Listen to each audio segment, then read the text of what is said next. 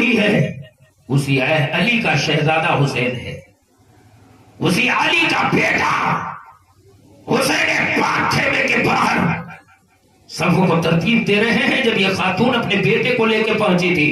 حسین قبول کر لے میرے اس تحفے کو، میرے آقا نے دل نہیں توڑا ہے بلکہ اس تحفے کو اپنی بارگاہ میں قبول فرما لیا۔ وہ خاتون قدموں پہ گر جاتی ہے، اے ابن رسول اللہ، میری جب قربانی کو آپ نے قبول فرما لیا تو اب بیٹے کے بعد ہماری زندگی کون دیکھے گا؟ ہمارے خرچوں کا ہمارے خرچے یا رہن سہن کو کون دیکھے گا؟ یہ حسین مجھے اجازت دے دیا جائے لیکن میں آپ کے خیمے کی بانوان طہارت کی خادمہ بن کر زندگی گزار دو۔ یہ ارجن کی بیوی نے کہا تھا، حسین نے اجازت دے دیا ہے۔ دونوں عورتیں خیمے میں جا رہی ہیں اور ادھر جو ہے عبداللہ بن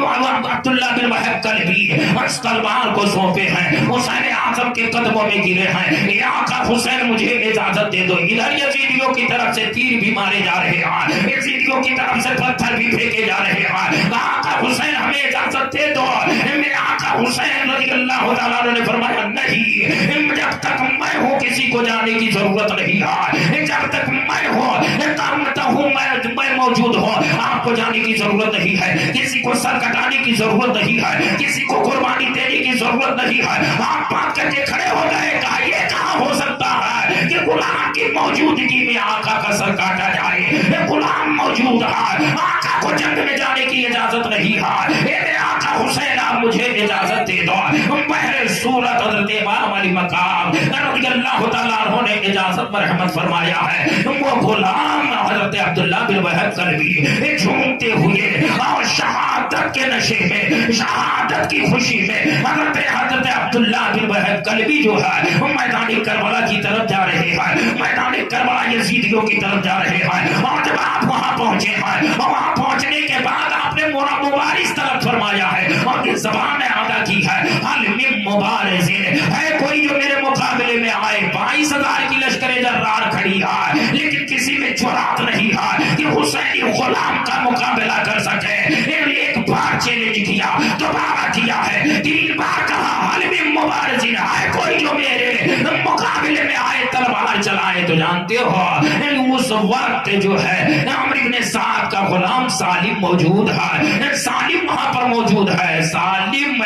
کو حکم دیا جا رہا ہے یہ سالم تم آگے بڑھو، اور وہ سالم آگے بڑھ کر کے اس کا غلام کا کام تمام کر دو۔ حضرات تاریخ گواہ ہے، سالم اپنے گھوڑے کو کدا کر کے ایڑ لگایا ہے اور حضرت عبداللہ بن وہب کلبی کے مقابل میں آیا ہے۔ جب وہب بن عبداللہ کلبی کے مقابل میں آیا ہے تو تاریخ یہ بتا رہی ہے، تاریخ گواہی دے رہی ہے کہ حضرت وہب بن عبداللہ کلبی کا ایسا پلٹوار پڑا ہے کہ سالم اپنے آپ کی حفاظت نہیں کر پایا ہے، سالم اپنے آپ کو بچا نہیں پایا ہے، گردن کٹ کر زمین پر بکھر جاتی ہے۔ یہ امام حسین کے غلاموں کا حال تھا۔ پھر آپ نے گردن کاٹنے کے بعد جب مبارز کو طلب فرمایا ہے تو یزیدیوں کے 22,000 لشکر میں جرات نہیں تھی کہ حضرت عبداللہ بن وہب کلبی کا مقابلہ کر سکائے، اور جام شہادت کا نشہ اتنا چڑھا ہوا ہے کہ حضرت وہب بن عبداللہ کلبی مبارز طلب کیے جب کوئی نہیں آیا ہے تو مختصر آپ سن رہا ہے کہ آپ نے اپنے گھوڑے کو ایڑ لگا دیا ہے، اور گھوڑے کا ایڑ لگانا تھا کہ گھوڑا چھلانگ مارتا ہوا یزیدیوں کی سب میں گھس جاتا ہے، اور وہب بن عبداللہ کلبی کی تلوار چل رہی ہے، یزیدیوں کا دستہ الٹ پلٹ رہا ہے، یزیدی کٹ رہے ہیں جیسے گاجر اور مولی کاٹی جاتی ہے،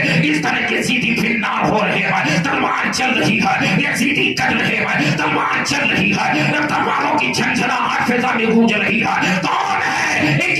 یہ جو ہے حسین پاک کا غلام، ایک بیوہ کا بیٹا میدان کربلا میں جب تلوار چلا رہا ہے تو تلواروں کی آواز سے فضا شور مچا رہی ہے، ہواؤں میں وہ آواز اڑ رہی ہے، یہ غلام کی تلوار چل رہی ہے میدان کربلا میں، کشتوں کے پھستے لگا دیے ہیں، لوگوں کے سر گاجر مولی کی طرح کٹ رہے ہیں، لیکن قضاء و قدر کے مالک نے کہا اے وہب بن عبداللہ کلبی ہم تلوار کو روکو، یہ تلوار چلانے کی جگہ نہیں ہے، یہ امتحان گاہ ہے، حضرات مشیت الہی، لیکن نیزوں سے وار کیا گیا ہے، تیروں سے وار کیا گیا ہے، اور تیروں کا زخم کھا کر کے جب یہ حسینی غلام زمین پر آیا ہے، گھوڑے سے زمین پر گرا ہے، اور اس کے بعد کہا ادرکنی یا حسین، ادرکنی یا حسین، اے حسین ہماری خبر گیری کریے۔ جب یہ کان جو ہے یہ آواز حسین کے کان میں پڑتی ہے، اور یہ آواز وہب بن عبداللہ کلبی کی ماں کے کان میں پہنچتی ہے، اور اس کی بیوی کے کان میں پہنچتی ہے،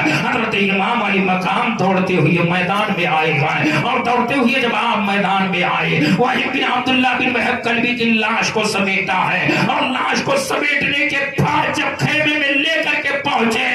تو اس نے حضرت وحب بن عبداللہ کلبی کا سر آپ کی ماں کی گود میں حسین نے دے دیا ہے، اور جب وہ آپ کی ماں نے وحب بن عبداللہ کلبی کا سر لے کر کے سلایا ہے، لبوں پر بوسہ دیا ہے، پیشانی پر بوسہ دیا ہے، اور اللہ کی بارگاہ میں ہاتھ اٹھا دیا، میرے مولا میری قربانی کو تو نے قبول فرما لیا ہے، میرے لال کی قربانی کو اے پروردگار تو نے قبول فرما لیا ہے۔ اس کے بعد وہ سر اٹھا کر کے بیوی بھی بیٹھی ہوئی ہے، وہ سر اٹھا کر کے آپ کی بیوی یعنی جو عبداللہ بن وہب کلبی کی بیوی 17 دن ہوئے تھے نکاح ہوئے، اور وہ بھی میدان کربلا میں پہنچ گئی تھی، سر کو اٹھا کر کے جب آپ کی والدہ نے آپ کی بیوی کی گود میں رکھا تو نے اتنی تیز آہ لی ہے کہ سانس رک جاتی ہے۔ مورخ لکھتا ہے کہ میدان کربلا میں آپ کا سر گود میں رکھنا تھا کہ آپ کی آہ نکلتی ہے، سانس تھم جاتی ہے، روح کب سے انسری سے پرواز کر جاتی ہے۔ یہ میدان کربلا کی داستان ہے، یہ میدان کربلا کی تاریخ ہے۔ غلام شہید ہوا ہے، اب میرے آقا حسین، میرے آقا امام حسین ابن رسول اللہ کا حال یہ ہے کہ پیارے یہ جو ہے ایک صبح کا سورج سب سے پہلی شہادت میدان کربلا میں ہو رہی ہے، اس کے بعد میرا آقا حسین ابھی دیکھ ہی رہے تھے کہ کیا کیا جائے۔ حضرت حر بن یزید ریاحی جن کا نام آپ نے سنا ہوگا، اور میں نے کل پوری تاریخ حر بن یزید ریاحی کی میں نے بتایا تھا کہ یہ مکہ